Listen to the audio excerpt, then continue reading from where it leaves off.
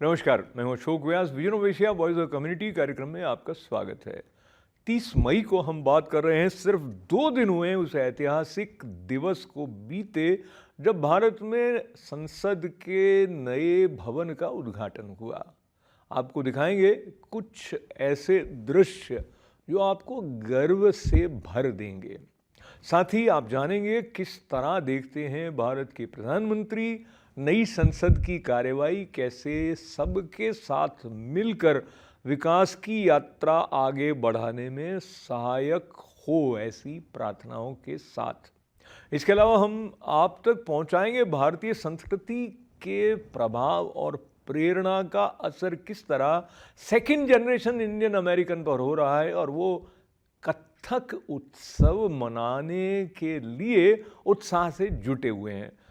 इस बातचीत को आप तक पहुंचाने के अलावा आज के कार्यक्रम में हम एक और ऐसी उपलब्धि की बात करेंगे जिसमें वैकल्पिक ऊर्जा के स्रोत अब कैसे काम में आने वाले हैं यात्री विमान सेवा के लिए। इसके बारे में हम बातचीत करेंगे प्राइज इंडस्ट्रीज के सीईओ शिशिर जोशीपुरा से, और साथ ही एक अंश उस बातचीत का जिसमें आप मिलेंगे एक इनोवेटिव म्यूजिशियन से जिन्होंने एक नए तरह के वाद्य को जन्म दिया है, विष्णु राम प्रसाद। तो ये सब करेगा आपकी प्रतीक्षा इस छोटे से अंतराल के बाद। बने रहें हमारे साथ।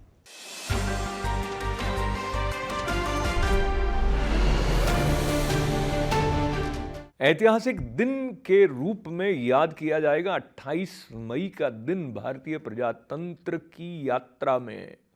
प्रजातांत्रिक मूल्यों को लेकर आगे बढ़ने की दिशा में भारतीय संसद को एक नया भवन मिल गया है जिसमें पहले से अधिक सुविधाएं भी हैं, और इसके साथ साथ भारत की संस्कृति और भारत के गौरव को अखंड भारत के रूप में याद करने वाले कुछ प्रतीक चिन्ह भी हैं।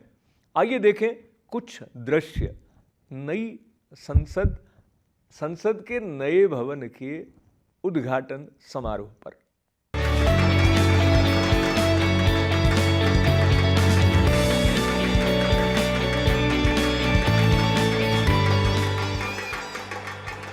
ये नया भवन आत्मनिर्भर भारत के सूर्योदय का साक्षी बनेगा। ये नया भवन विकसित भारत के संकल्पों की सिद्धि होते हुए देखेगा।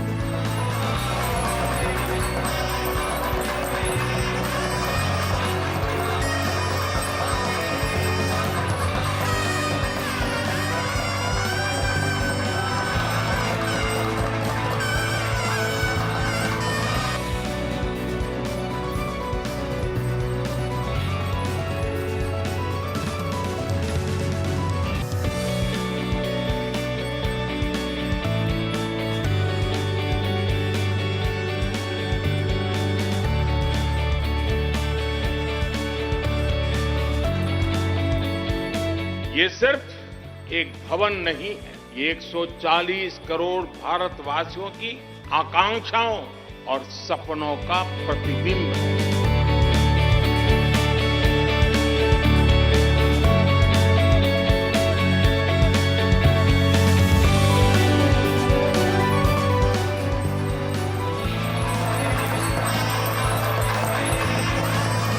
ये विश्व को भारत के दृढ़ संकल्प का संदेश देता हमारे लोकतंत्र का मंदिर है।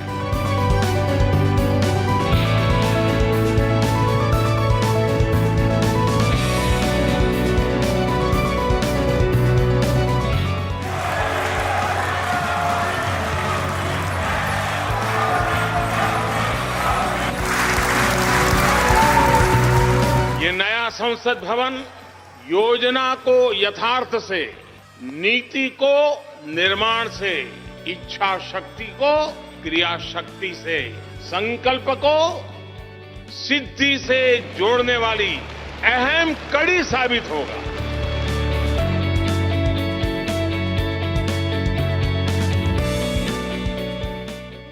मातृभूमि को नवीन पान चाहिए, नवीन पर्व के लिए नवीन प्राण चाहिए, मुक्त गीत हो रहा नवीन राग चाहिए, नवीन पर्व के लिए नवीन प्राण चाहिए।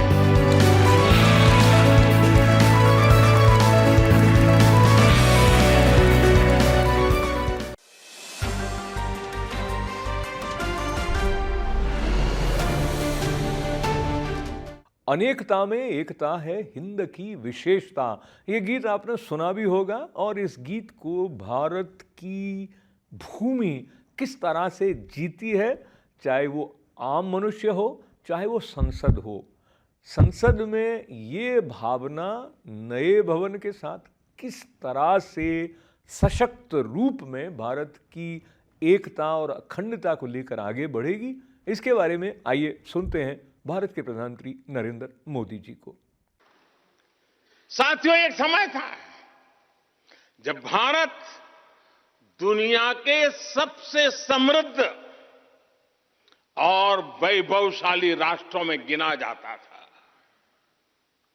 भारत के नगरों से लेकर महलों तक, भारत के मंदिरों से लेकर मूर्तियों तक, भारत का वास्तु भारत की विशेषज्ञता का उद्घोष करता था। सिंधु सभ्यता के नगर नियोजन से लेकर मौर्यकालीन स्तंभों और स्तूपों तक, चोल शासकों के बनाए भव्य मंदिरों से लेकर जलाशयों और बड़े बांधों तक, भारत का कौशल विश्व भर से आने वाले यात्रियों को हैरान कर देता था। लेकिन सैकड़ों साल की गुलामी ने हमसे हमारा ये गौरव छीन लिया। एक ऐसा भी समय आ गया जब हम दूसरे देशों में हुए निर्माण को देखकर मुग्ध होने लग गए। 21वीं सदी का नया भारत, बुलंद हौसले से भरा हुआ भारत,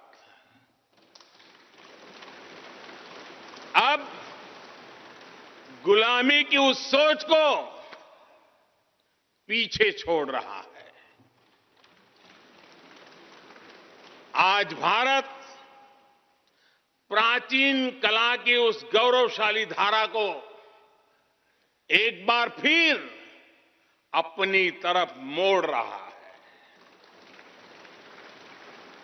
और संसद की ये नई इमारत इस प्रयास का जीवंत प्रतीक बनी है। आज नए संसद भवन को देखकर हर भारतीय गौरव से भरा हुआ है। इस भवन में विरासत भी है, वास्तु भी है, इसमें कला भी है, कौशल भी है, इसमें संस्कृति भी है और संविधान के स्वर भी है। आप देख रहे हैं कि लोकसभा का आंतरिक हिस्सा, यहां भी देखिए, यहां भी देखिए, राष्ट्रीय पक्षी मोर पर आधारित है। राज्यसभा का आंतरिक हिस्सा राष्ट्रीय फूल कमल पर आधारित है और संसद के प्रांगण में हमारा राष्ट्रीय वृक्ष बरगद भी है। हमारे देश के अलग अलग हिस्सों की जो विविधता है, इस नए भवन ने उन सबको समाहित किया है। इसमें राजस्थान से लाए गए ग्रेनाइट और बलुआ पत्थर लगाए गए हैं। ये जो लकड़ी का काम आप देख रहे हैं ना, वो महाराष्ट्र से आई है। यूपी में भदोही के कारीगरों ने इसके लिए अपने हाथ से कालीनों को बुना है। एक तरह से इस भवन के कण कण में हमें एक भारत श्रेष्ठ भारत की भावना के दर्शन हुए।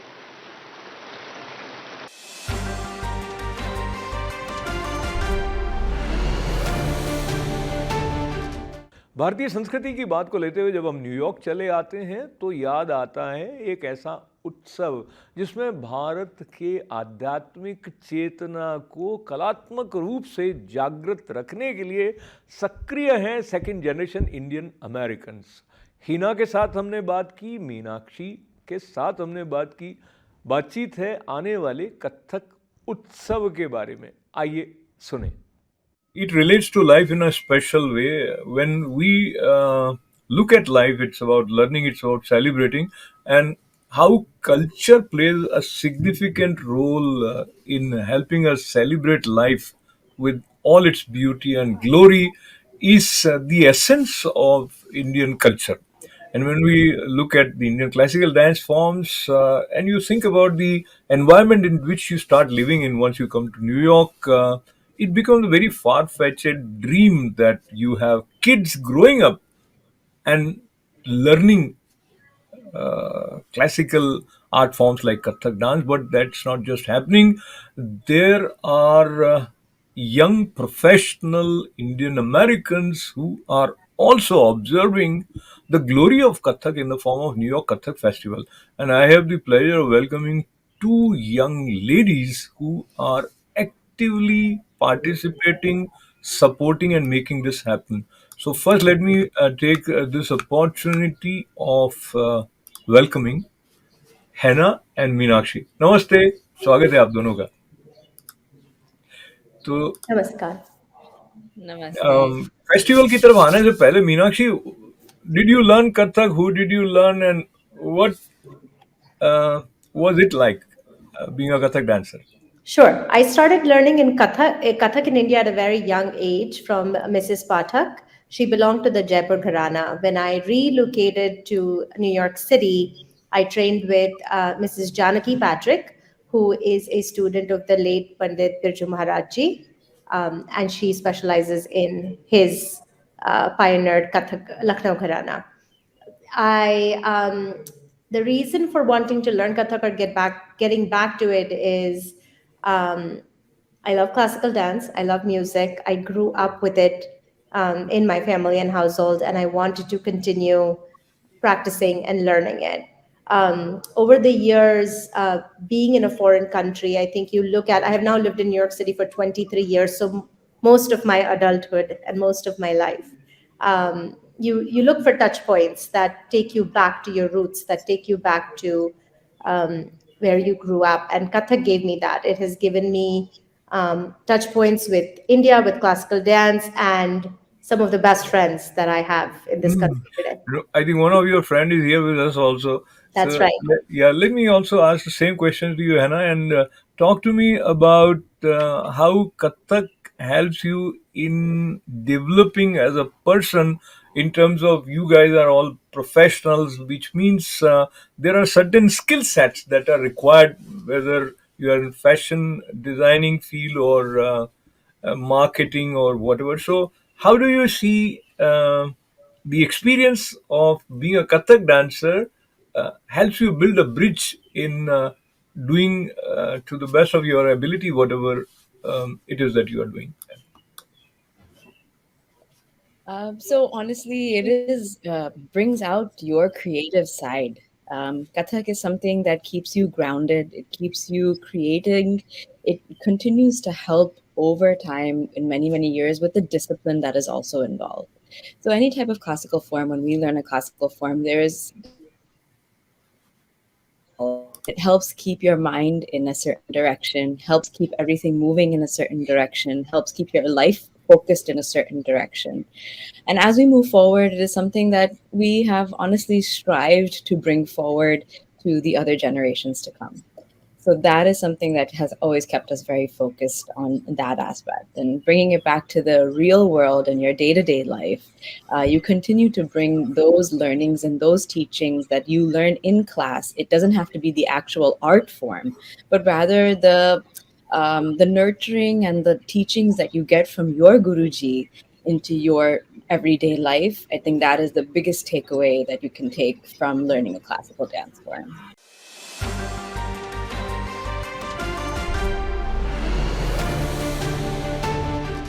किसान और उड़ान, जी हाँ, इस तरह से देखा जा सकता है जब गन्ने के रस के उपयोग को करते हुए एक ऐसी कल्पनाशीलता हो जो गन्ने के उत्पाद को विमान की उड़ान के साथ जोड़ दे। इसके बारे में प्राइज इंडस्ट्रीज के सीईओ और मैनेजिंग डायरेक्टर शिशिर जोशीपुरा ने हमें बताया। उस बातचीत का ये अंश प्रस्तुत है। शिशिर जोशीपुरा जी, वेलकम, नमस्ते। Namaste. So Shishir is joining me from Pune, and what important achievement as a nation also involved you, may be termed as farm to flight, that's how, and you also had a minister. So let's begin by requesting you to tell us all about what happened, where the flight came, and how farm word has become associated with flight. Yes, thank you, Ashok. So the whole concept is centered around the fact that mobility as the base of human progress and survival that we know. Over the years, itne saalon se we have always used fuel that comes from below the ground. We refine it in our refineries and use it in different forms, petrol, diesel, jet aviation fuel, and things like that. But while it definitely pushed a lot of progress on the humanity, it came at a cost, and that cost we started to understand a little later. And that cost was that while we were doing this, we were compromising the future of our grandchildren, because the CO2 emission that was associated with this below the ground CO carbon that was being released in the atmosphere with the use of those fuels was leading to a phenomena of climate change and global warming. And now, therefore, a big effort is globally underway. How can we reduce the carbon dioxide emission even as we do not compromise on our ability to move and be mobile, and actually be even more mobile than we have been in the past? So under that concept, we as a company, Praj Industries, where I work, we have been working at this concept for many years, almost since our inception 40 years ago, where the concept of mobility for us meant, can we not find sustainable fuels which do not pollute, which do not create this CO2 emission? And that is how our company has progressed over the period of time. We have installations of our technology and plants in over 100 countries now, including United States. And what we are working on, therefore, is this whole concept of mobility on surface, which is the cars and four-wheelers and trucks that we see on the road. Then we go to air, which is what the picture behind you, and I'll just talk about it in a minute, and marine. So there are three forms of mobility that we have. So the occasion that was yesterday was a historic day in India, and these are not my words. These are the words of Honorable Minister Puri, Minister of Petroleum and Natural Gas in India, who's there seen in this picture. Because yesterday we demonstrated that we can actually take a sugarcane from the field in Maharashtra, process it, and create aviation fuel out of it, which meets all the international standards, and fly a commercial jet aircraft from Pune to Delhi on a mixture of this with the Jet A1 as per the law. And that was the first event yesterday, was first time in the history of the country that it happened, wherein we demonstrated a flight full of passengers. It was a normal flight. And AirAsia were our partners. Indian Oil was our partners to fill the fuel on the ground. And together we created a model. We demonstrated a model of what's possible in future, because that, I believe, will be the path. So that is how the farm angle came, that sugar cane that was growing in the fields of Maharashtra. we took that and we converted that to a aviation fuel, which meets the international standard of what is called as sustainable aviation fuel or SAF. There's a big program underway in the United States also right now under the IRA Act, where there's a 3 billion gallon by 2030 announcement by the Energy Secretary. I was in Pittsburgh last year when this announcement was made. So the world is moving to create more sustainable aviation fuel so that we reduce the CO2 emission and we create a more sustainable future. And we don't borrow from our grandchildren their future and live today.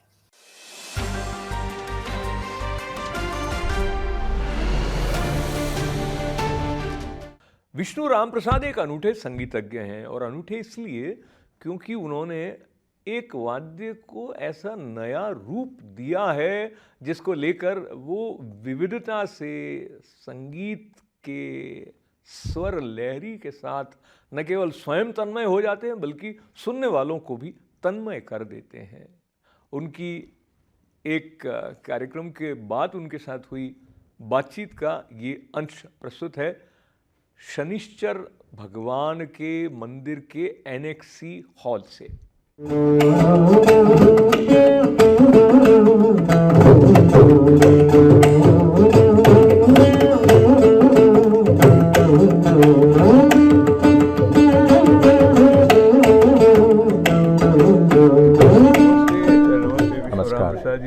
Namaste. It is my great honor and pleasure, and I'm excited to be talking to this young musician who have come from Bangalore. Vishnu Ram Prasad ji came up with the concept of a new instrument which he is referring to as Navtal. Navtar, Navtar. 9 strings. And why Navtar? So the name Nav comes from the Sanskrit root Nav, meaning 9, or also it means unique or novel. So I wanted a name that's very honest and to what the instrument is, and nothing complicated. So Navtar, 9 strings, seemed to be the very simple, direct name.